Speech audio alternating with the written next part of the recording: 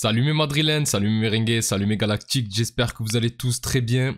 Bon, je pense qu'aujourd'hui, vous l'avez compris, la vidéo risque d'être beaucoup plus courte que d'habitude. Je ne sais même pas si on va atteindre les 5 minutes, je vous dis la vérité. On est sur un premier tour de Copa face à la modeste équipe du Deportiva Minera. Une équipe qui évolue actuellement en 4ème division espagnole. Autant dire que pour eux, d'avoir tiré le Real Madrid, c'est le match de leur vie. Et c'est beau honnêtement, hein, j'aime beaucoup ce genre d'histoire. Tandis que pour nous, de notre côté, avec tout le respect que j'ai pour cette équipe, c'est normalement un match qui devrait être une simple formalité. Alors comme d'habitude, attention, on n'est pas à l'abri d'une surprise. Mais quand même, je pense que ce match ne devrait pas nous poser de problème. Et je compte plus sur Ancelotti pour faire du turnover et garder son équipe fraîche pour la Super Coupe d'Espagne qui se joue aussi cette semaine. Du coup, j'ai quand même essayé de glaner quelques infos pour voir la dynamique de l'adversaire. Un peu comme pour Pachuca en Coupe intercontinentale.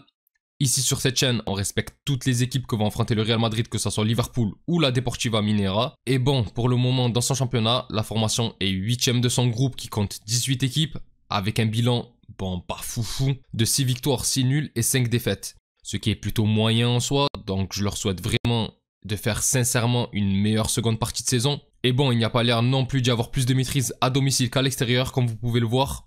Leurs résultats sont moyens qu'importe le contexte. Donc on ne va pas se mentir, moi les petits matchs comme ça de coupe, en général pour des joueurs professionnels techniques, les pelouses de 3ème, 4ème division en plein hiver, ça reste le principal problème d'une équipe de Liga. Tu passes d'un tapis à un terrain où t'es pas à l'abri d'envoyer un bout de terre avec ta frappe. Même si de ce que j'ai vu ça va, il me semble qu'ils vont jouer au stade de Cartago Nova, le stade de Carthagène. Donc bon, ce qui me faisait le plus peur me rassure un peu. J'avais vraiment une crainte pour les faux rebonds, etc.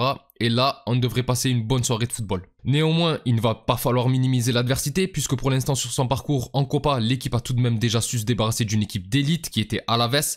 Alors certes, ce n'est pas le Real Madrid, mais pour une équipe qui n'est qu'en 4ème division, je le répète, elle a quand même su emmener Alaves jusqu'au tir au but, en menant par 2 fois au score, et ils ont fini par les éliminer lors de la séance de penalty. Prudence tout de même. Après, comme j'ai dit, ce que j'attends de l'équipe, et surtout d'Ancelotti, bon, c'est de gagner bien sûr, mais surtout de faire jouer ceux qui ne jouent quasiment jamais ou très peu, avec tout de même un mélange de jeunesse et d'expérience. Au moment où j'écris cet avant-match, Ancelotti a fait sa conf de presse, et il est allé dans ce sens-là en disant même que certains ne feraient pas partie du voyage, en parlant notamment de Rudiger et de Courtois, même si les autres, eux, seront à Carthagène. Mais moi, tant qu'on peut revoir les Asensio, les Güler, les Hendrik, ça me régale, je prends. Du coup, sur le 11 probable, on devrait partir sur une équipe totalement remaniée, avec Lunin dans les cages, bien entendu, la charnière, bon, bien évidemment, Tchouaméni et Asensio. Sur les côtés, je pense que ça sera Vasquez et Fran Garcia. Et c'est vraiment dommage parce que j'aurais bien voulu voir Asensio à droite, justement, et un autre central, mais il n'y a personne, il y a juste Vallejo. Mais bon, non, je pense pas qu'Ancelotti fera ça. Au milieu, je pense qu'on partira sur un trio Camavinga, Modric et Güler.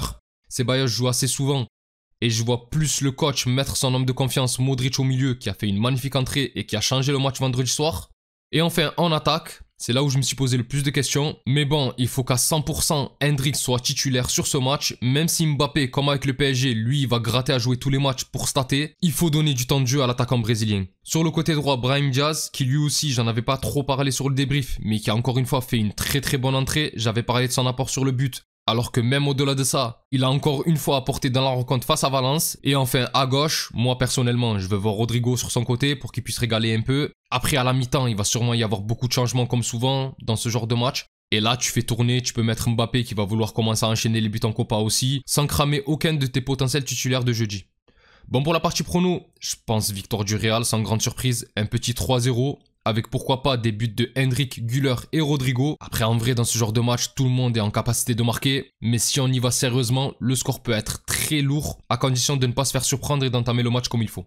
Enfin bref mes galactiques, c'est tout pour moi concernant cet avant-match. Donnez-moi vos pronostics dans les commentaires. Si la vidéo vous a plu, n'hésitez pas à liker et à vous abonner, c'est un soutien très important pour la chaîne. Et je remercie toutes les personnes qui prennent le temps de le faire, vous êtes les meilleurs. Pour les autres, je vous donne rendez-vous après le match et j'espère la victoire face à la Deportiva Minera. D'ici là, je vous souhaite une excellente journée ou soirée selon l'heure à laquelle vous regardez cette vidéo. Prenez tout soin de vous et encore toujours, hasta le final, vamos Real. Salut!